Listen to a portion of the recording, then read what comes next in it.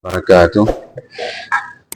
Alhamdulillah binikmatihi tatimmu shalihat wa bifadlihi tatanazzalul barakat. Asyhadu an la ilaha illallah lahu da'watul haq harisun 'alaiha wa awjaba tabsyiri biha wa takum minkum ummatu yad'una ilal khair wa ya'muruna bil ma'ruf wa yanhauna 'anil munkar wa ulaika humul muflihun.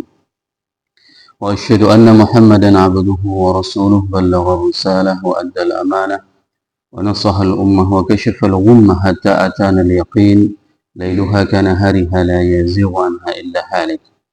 اللهم صل وسلم وبارك وأنعم على حبيبنا وشفيعنا وزخرنا ومولانا محمد وعلى أزواجه أمهات المؤمنين وذرياته وآل بيته وأصحابه أجمعين.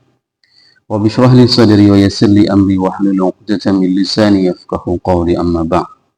Para asatiz yang saya muliakan, ayah bunda yang saya cintai, dan bapak ibu jemaah salat subuh yang dirahmati Allah. Marilah senantiasa kita panjatkan puji dan syukur kita kepada Allah yang telah memberikan iman sehingga kita dapat melangkahkan kaki kita untuk memuji Allah di waktu subuh ini.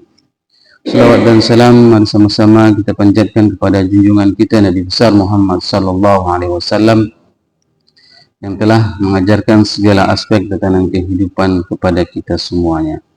Apabila kita melaksanakan apapun yang diperintahkan oleh baginda Rasulullah SAW, maka keadaan kita seperti orang yang berjalan di tengah-tengah terang benderang.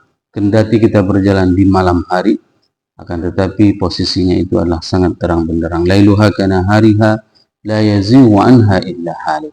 Siapapun yang berjalan atas perintah dan manhaj yang diajarkan oleh baginda Rasulullah, maka dia akan terang benderang kendati berjalan di tengah kegelapan malam. Semoga jemaah subuh yang berhadir pada subuh yang berbahagia ini maupun yang menyimak melalui video YouTube merupakan di antara umat Nabi Muhammad SAW yang akan diberikan syafaat oleh baginda Rasulullah SAW dan akan disuguhkan air dari telaga Kautsar dari tangan mulia tersebut. Allahumma amin. Bapak ibu jemaah salat subuh yang dirahmati Allah, pada subuh yang berbahagia ini kita akan menyambung tafsir At-Tahrir wa Tanwir karangan Imam Ibnu Ashur, yaitu surat Al-Balad. Sebelumnya kita telah membahas surat Al-Fajr, di mana Allah memanggil hamba-hambanya untuk memasuki syurganya. Dan di surat Al-Balad ini Imam Ibnu Ashur menjelaskan bahwasanya sunnat hadhihi surah, nama surat ini di dalam Sahih Bukhari itu disebut juga dengan surat La Uqsim. Nama surat ini di dalam Sahih Bukhari disebutkan dengan nama La Uqsim.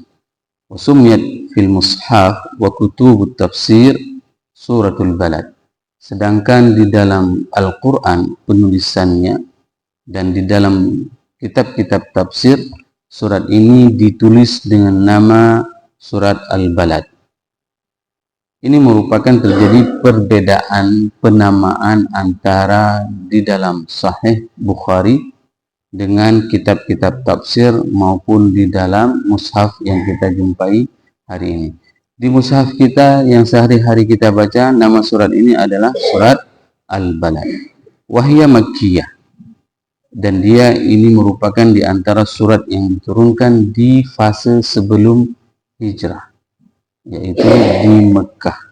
Di mana ini merupakan pendapat ahli tafsir. Jumhur mufassirin mereka berpendapat bahwasanya surat ini diturunkan di Makkiyah, yaitu sebelum Rasulullah SAW hijrah ke Madinah. Akan tetapi Ibnu Atiyah meriwayatkan an qaumin annaha madaniyah, bahwasanya surat ini diturunkan di Madinah, yaitu fase setelah hijrah. Dari mana pendapat mereka? Pada saat mereka mengambil hujjah dengan ayat yang berbunyi wa anta hillum bihadzal balad. Wa anta hillum bihadzal balad, ini menunjukkan bahwasanya wahai Muhammad, engkau dihalalkan untuk melakukan apapun yang diharamkan di Mekah. Apa penghalalannya? Rasul dibenarkan untuk membunuh orang-orang kafir pada saat Futuhul Makkah. Ini alasannya. Nah, kota Mekah ini merupakan sesuatu kota yang paling unik, Bapak Ibu jemaah yang dirahmati Allah. Bapak Ibu yang sudah pernah ke Mekah akan melihat bagaimana keunikan kota tersebut. Kota yang diisi dengan bebatuan, lembah, dan tidak ada pohon-pohon kayu yang besar, yang banyak. Bahkan binatang-binatang pun mereka tidak mempunyai rumput seperti rumput di tempat kita. Kalau kita memperhatikan bagaimana kondisi kota Mekah, para petani, para pengembala kambing, mereka mengembala kambingnya itu adalah di bebatuan. Dan setelah kita perhatikan, ternyata di bebatuan tersebut terdapat lumut-lumut yang bisa menjadi santapan dan makanan para kambing. Ini yang uniknya. Lumut itu bisa kita temukan di bebatuan di kota-kota Mekah.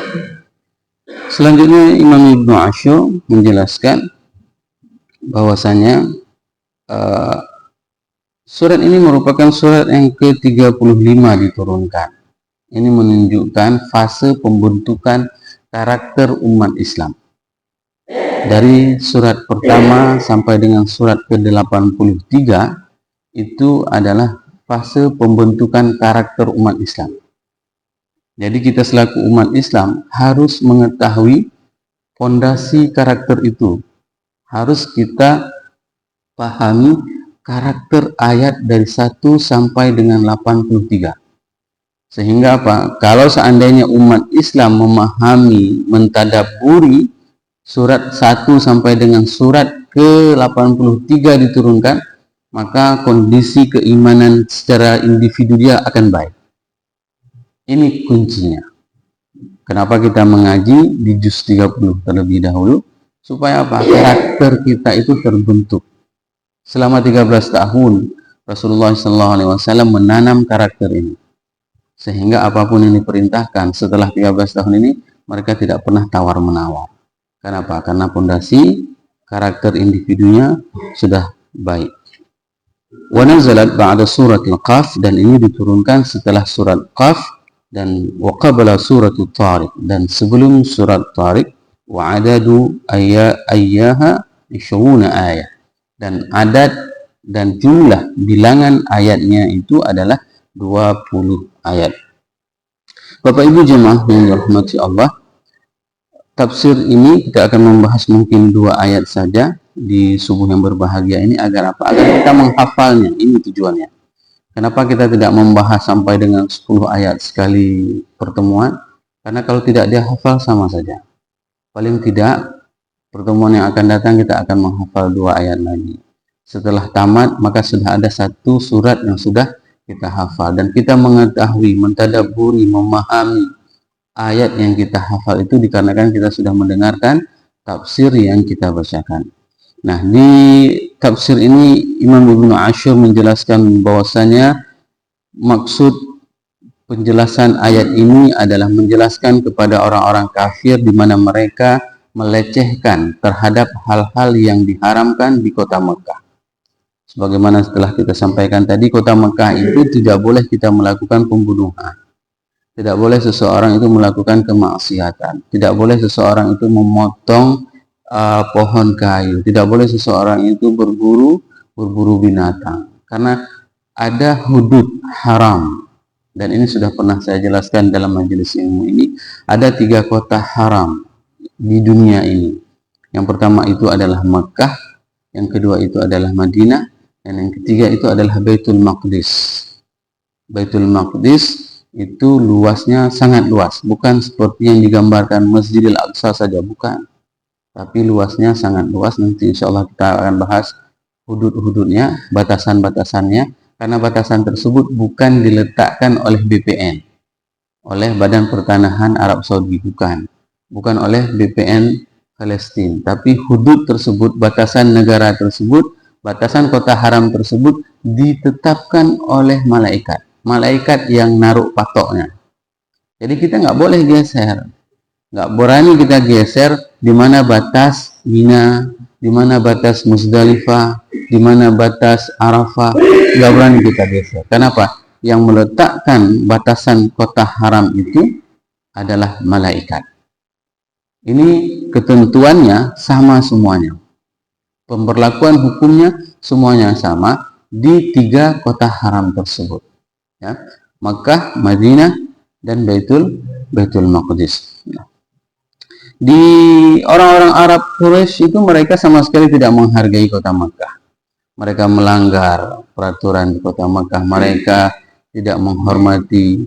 Bahkan pada saat binatang dilarang untuk dibunuh, maka mereka mencoba untuk membunuh Nabi Muhammad SAW. Sehingga apa? Sehingga Allah bersumpah dengan kota tersebut.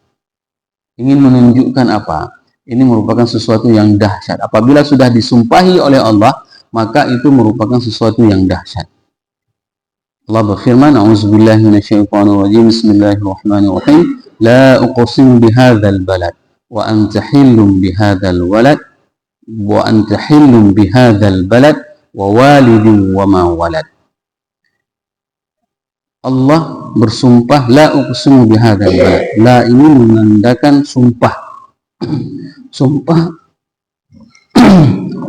yang diucapkan oleh Allah itu menunjukkan terhadap sesuatu yang dahsyat. Aku bersumpah demi negeri ini. Nah, lebih dahsyatnya lagi ini adalah pada saat Allah menyebutkan isim isyarat. Ada kata isyaratnya yaitu bihadza. Apa maksudnya? Faidatul ityan bi ismil isyarah tamyizul maqsamun bihi akmalu tamyiz liqasdi at-tanwihi bihi. Pada saat Allah menyebutkan isim isyarah ini menunjukkan bahwasanya ini untuk membedakan, ya, bahwasanya sumpah ini adalah sumpah yang sempurna. Kalau sumpah-sumpah itu yang biasa disebutkan itu juga sempurna, kalau ini jauh lebih dahsyat lagi. Kenapa? Karena ditunjukkan dengan isim isyarah tersebut. Ada penunjukan kosakata yang menunjukkan tentang negeri ini. Pada saat disebutkan kosakata negeri ini, bahwasanya itu merupakan sesuatu yang kejadiannya itu sangat-sangatlah dahsyat. Dan disebutkan oleh Imam Ibnu Ashur, wa anta hilun bihadzal balad wa anta halalun minka ma hurima min haqqis sakin. Engkau wahai Muhammad itu dibenarkan dan dihalalkan apapun yang diharamkan kepada seluruh penduduk negeri ini. Min hurumatin wal amn, dari segala yang diharamkan dan dari segala apapun keamanan. Sehingga siapapun yang ingin menganiaya Nabi Muhammad SAW, maka pada saat itu tidak akan pernah bisa. Pada saat Rasul melakukan dakwah dan pada saat itu sedang menyuruh di Ka'bah, sehingga apa yang terjadi? Begitu Abu Jahal, Abu Lahab dan seluruh konconya melihat Nabi Muhammad sudah berani berdakwah secara terang-terangan di Ka'bah, maka mereka menyerang Rasulullah SAW. Sehingga pada saat itu Rasul sudah terpojok di salah satu sudut Ka'bah, dan nyaris Rasul itu bisa dibunuh pada saat itu. Maka Allah menyelamatkan Rasulullah SAW dengan didatangkannya Hamzah. Pada saat Rasul sudah terpojok seperti itu, mau dihajar oleh seluruh orang-orang kafir Quraisy, maka Rasul diamankan oleh Allah. Bagaimana cara mengamankannya? Dari kejauhan. Suara derap kuda Hamzah itu sudah berbeda dengan derap kuda orang lain. Orang-orang di Mekah begitu mendengar suara kuda Hamzah, itu pasti suara kuda Hamzah.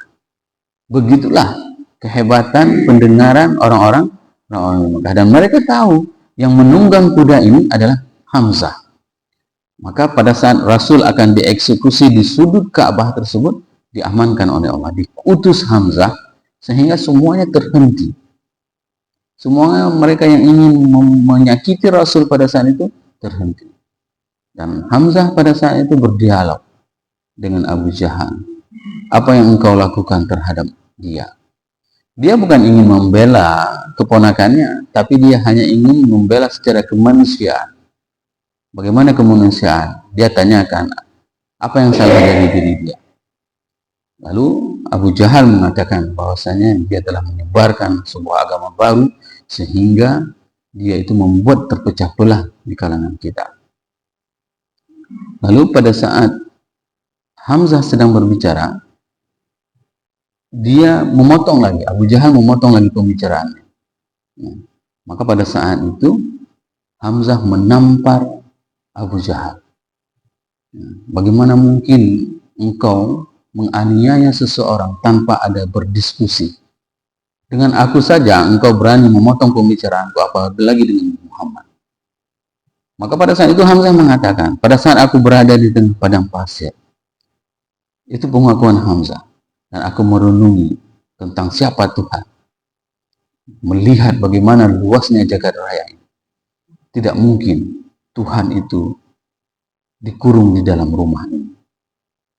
Begitu kata Hamzah. Enggak mungkin. Masa begitu indahnya dia memerhatikan jagat raya di malam hari, bintang yang penuh gemerlapan. Bagaimana mungkin Tuhan itu dikurung di dalam rumah ini? Maka Hamzah pada saat itu mengatakan, aku beriman terhadap agama yang disampaikan oleh keponakanku.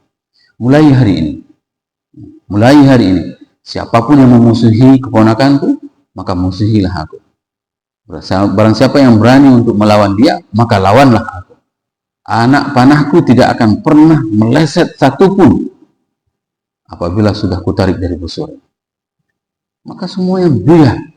Nabi Muhammad SAW beserta beberapa orang sahabat lagi sudah terpojok di sudut Ka'bah, dikepung oleh orang-orang kafir Quraisy. Maka pada saat itu waktu Hamzah mengatakan, mengiklankan Islamnya, semuanya buyar, tidak berani lagi mengganggu Rasulullah SAW. Itulah yang dinamakan dengan singa padang pasir. Hamzah, orang yang paling dicintai oleh Rasulullah SAW karena keberadaannya masuk Islam membuat Islam itu tinggi. Bapak Ibu jemaah yang dirahmati Allah, wa anta hilun li hadzal balad, mana Allah memberikan kehalalan kepada Nabi Muhammad apapun yang diharamkan kepada masyarakat-masyarakat lain. Dan makna lain, wa yajuzu ayakuna hilun isman mustaqqan fi hilli wa huwa qasdu duddul man, yaitu lawan daripada larangan. Ai alladzi la tab'atu alaihi fima yaf'aluhu, yaitu apapun yang dilarang itu tidak ada pantangannya kepada Nabi Muhammad sallallahu alaihi wasallam. Bapak Ibu jemaah yang dirahmati Allah, wa walidu wa ma walad. Wa walidu wa ma walad ini merupakan sumpah Allah kepada ayah dan anak. Ini merupakan sumpah yang memang harus menjadi perhatian kepada kita semuanya, wahai para ayah. Allah bersumpah kepada kita, yaitu bersumpah kepada ayah. Karena nanti di hari akhirat ayah itu akan diminta pertanggungjawaban oleh Allah terhadap anaknya. Hari ini banyak di antara ayah yang tidak mau melaksanakan pendidikan anaknya, tidak mau open terhadap anaknya. Kita pernah mewawancarai anak-anak geng motor itu, ternyata mereka sama sekali tidak pernah di-open sama orang tuanya. Tidak pernah ditanyakan sama orang tuanya, mau kemana kamu? Dia pergi malam, tidak pulang malam, itu pun tidak diketahui oleh orang tuanya. Dan yang paling banyak ini kejadiannya ini adalah orang yang memang cerai ataupun broken home. Orang-orang yang sudah berpisah sehingga anak tersebut hidup dengan ibunya dan ayahnya sama sekali tidak mau bertanggung jawab terhadap anaknya. Maka ingat, ayat ini bersumpah demi kita, wahai para ayah. Wa walidin wa ma walad. Dan demi ayah dan anak. Ini sumpah Allah kepada kita. Kita akan diminta pertanggungjawaban nanti di hari akhirat di hadapan Allah tentang anak kita. Pernah enggak kita mengajak anak kita untuk mengisi saf-saf di dalam masjid? Pernah enggak kita mengajak anak-anak kita untuk melaksanakan puasa? Pernah nggak kita mengajarkan anak kita untuk tidak mencuri, untuk tidak berbohong, untuk menutup auratnya? Bayangkan hari ini, anak-anak itu mereka sudah balik, masih keluar dengan membuka auratnya. Bahkan bukan anaknya saja yang membuka aurat, ayahnya juga membuka aurat. Ini merupakan sebuah tamparan bagi kita pada saat Allah bersumpah demi ayah dan anak, maka kita akan menjadi sebuah objek sumpah yang akan diminta pertanggungjawaban oleh Allah nanti di hari akhirat. Maka sebelum pertanggungjawaban itu terjadi, hari ini adalah masih mempunyai kita kesempatan untuk memperbaiki diri kita, untuk memperbaiki generasi kita, anak-anak kita. Agar apa? Agar kita nanti ringan di hari akhirat pada saat kita dihisab oleh Allah. Ada salah seorang orang tua pada saat dia mempunyai anak, anaknya yang sangat luar biasa bandelnya. Sangat luar biasa, disuruh sembahyang tidak mau, disuruh apapun tidak mau. Lalu dia menanyakan, bagaimana caranya Ustaz supaya anak saya berubah? Karena ini sudah besar permasalahannya. Tidak mungkin lagi kita akan bisa merubah dari kecil. Kalau dari kecil kita bawa ke masjid, ini udah besar, sudah SMA. Apa yang harus dilakukannya? Saya bilang kepada jamaah tersebut, bangun tengah malam, salat tahajud. Setelah itu minta doa sama Allah. Dekat dengan anak tersebut. Kalau misalnya tidur dia di kamar yang lain, anak yang udah besar itu pergi salat di kamar dia. Setelah itu pegang kepalanya. Pegang kepala anak tersebut, minta sama Allah. Ya Allah, jangan sampai gara-gara zuriat ini, keturunan ini, Engkau beratkan hisabku nanti di hari akhirat. Minta sama Allah. Anaknya nggak mau salat. Disuruh apapun nggak mau, disuruh ini nggak mau. Istilah bandelnya luar biasa. Dan ini sudah besar, sudah terlanjur istilahnya. Caranya bagaimana? Perbaiki hubungan kita dengan Allah. Perbaiki hubungan kita dengan Allah. Bangun tengah malam tahajud, pegang dadanya, pegang kepalanya. Bilang sama Allah, ya Allah jangan sampai gara-gara dia, hisab saya nanti di hari akhirat itu berat. Beri dia hidayah, supaya dia itu menjadi hamba. Dan Alhamdulillah, setelah beberapa bulan ibunya melakukan seperti itu, tanpa disadari oleh anaknya. Anaknya berubah total. Salat 5 waktu. Ini kekuatan doa dari orang tua. Maka Allah bersumpah demi kita para ayah.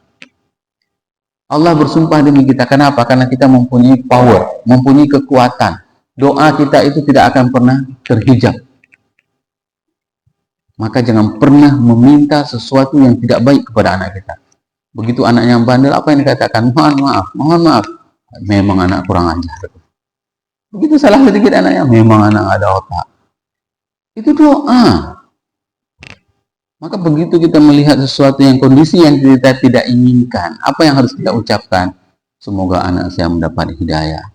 Semoga Allah berikan dia petunjuk. Ini kekuatan yang disumpahi oleh Allah. Wa walidin wa ma walad.